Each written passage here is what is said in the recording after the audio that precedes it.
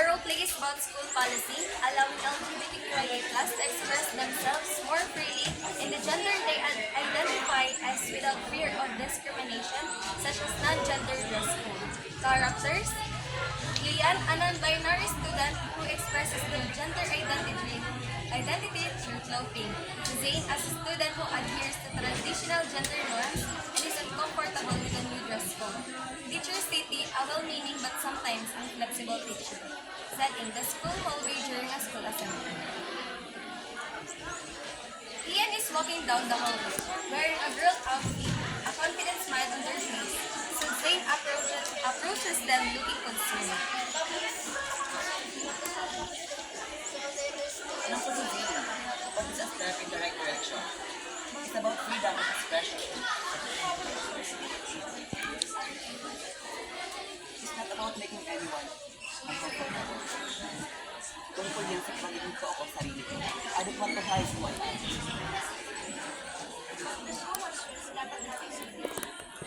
Naiintindihan ko yan, but rules should be fair and inclusive.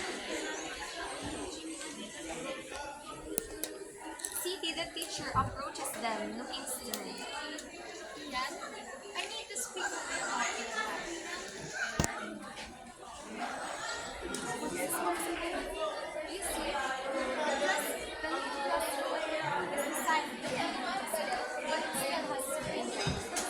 And clearly, you're not adhering to this We understand, ma'am.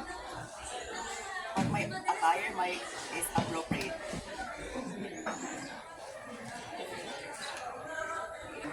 Any safety or necessary. It's not about safety or decency.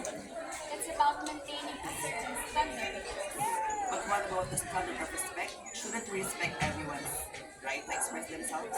You make a good point. Perhaps the new dress code needs to be represented. Suzanne looks at Mom City. But what if it is the other student? What would you do? Suzanne, it is our responsibility as a community to educate each other.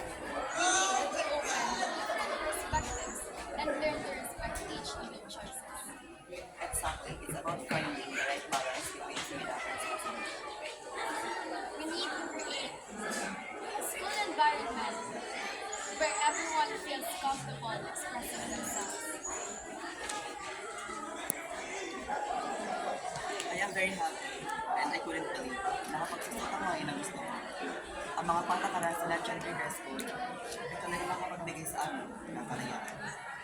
Despite of having freedom expressing myself through clothing, I also know my limits and boundaries as a binary student. The play ends with a sense of hope and understanding, showing that progress can be made through a commitment to inclusivity. The characters represent different perspectives of freedom of expression and responsibility. The play emphasizes the importance of open communication and understanding in creating a more inclusive school environment. The role play shows that responsibility is not just about following rules, but also about making choices that align with our values, considering the impact of our actions on others, and contributing to a more just and equitable society. It emphasizes that true freedom is not just about individual expression, but also about taking responsibility for the well-being of others.